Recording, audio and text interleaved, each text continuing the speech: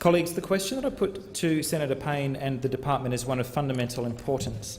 I'm not surprised that the Minister for Defence or her advisers have been so slow to respond, because the answer would have required facing up to some appalling truths. 72 years after more than 200,000 people were killed in the twin attacks on Hiroshima and Nagasaki, it is still Australian government policy to endorse the threat and the use of nuclear weapons on civilian populations.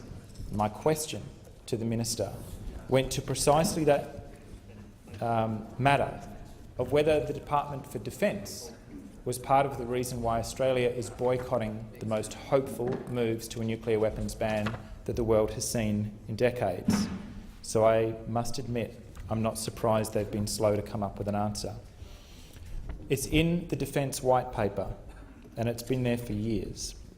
It goes by the bloodless term extended nuclear deterrence. That means in practice that if you commit indiscriminate mass murder on our population, collapse our economy, irradiate our food and fresh water, and unleash a cancer epidemic that will overwhelm your health system, if you do that to us, we will do it to you. And we will do it with weapons 100 or 1,000 times the destructive yield of the ones that turned those wartime Japanese cities to ash.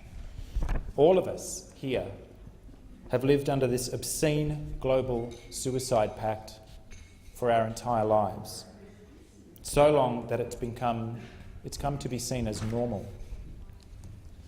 It was a visceral truth in the global mass consciousness during the Cold War between the United States and the Soviet Union. Everyone knew that in a very real sense a miscalculation or aggression by one side or both could kill tens of millions of people over the course of a few hours and leave the survivors to try and make it through the nuclear winter.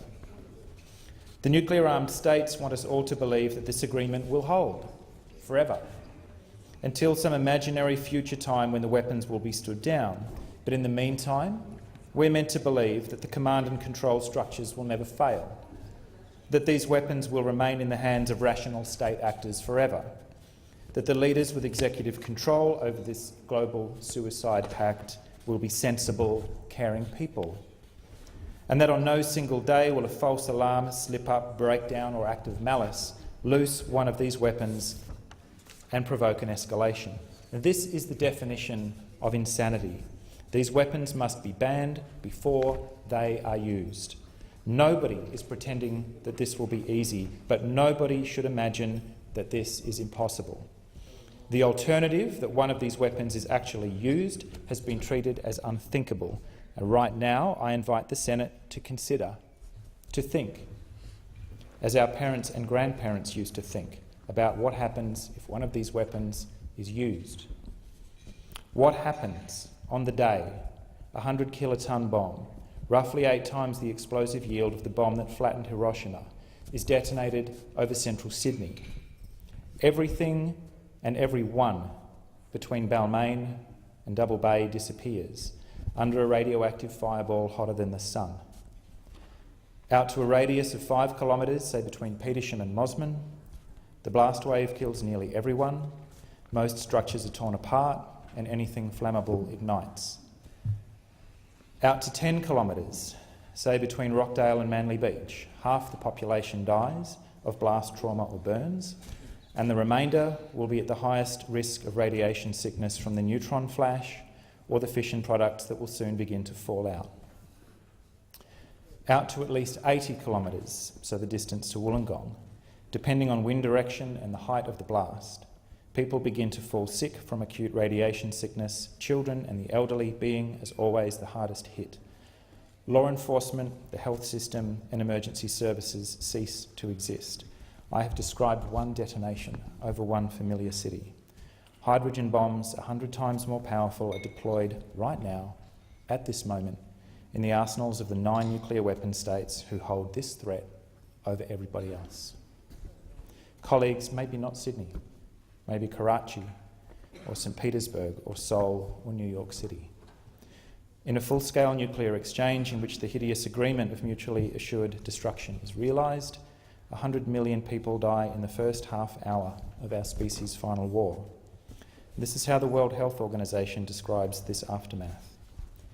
It is obvious, they say, that no health service in any area of the world would be capable of dealing adequately with the hundreds of thousands of people seriously injured by blast, heat or radiation from even one single 1 megaton bomb.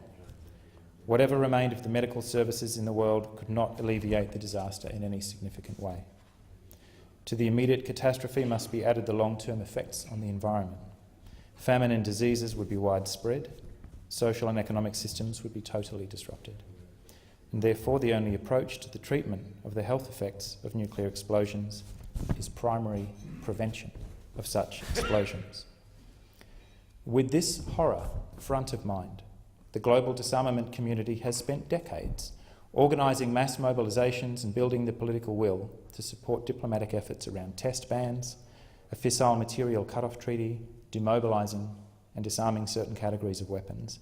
I want to use this opportunity to acknowledge 3 generations of those organisers from all over the world, leaders and mentors like former Senator Joe Valentine, and also countless others who played their part, organising a global disarmament movement that reached from street demonstrations all the way to negotiating tables in Geneva and New York.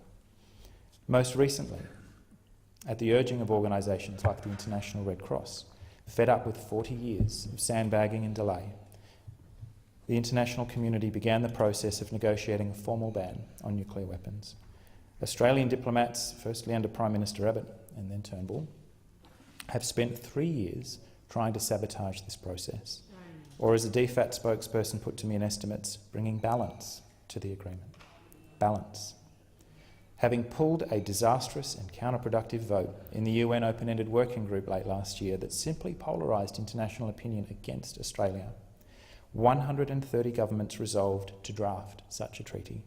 And it shames me as an Australian to know that with those talks underway right now, having failed to disrupt the process, Australia is boycotting those talks.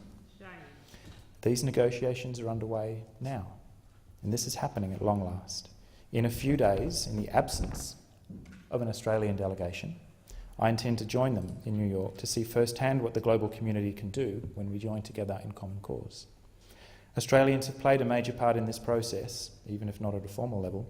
The International Campaign Against Nuclear Weapons, ICAN, was conceived in suburban Melbourne and is now a global network that has breathed new life into this movement, now in its 3rd generation, to stand down these genocidal weapons and to redeploy the hundreds of billions of dollars into human security, healthcare, education and economic development. Think about a familiar place. Think about your hometown. Think about how you will feel on the day that one of these weapons is used before this ban is sealed. And think about what you can do to make that ban happen with foresight and with wisdom rather than with regret.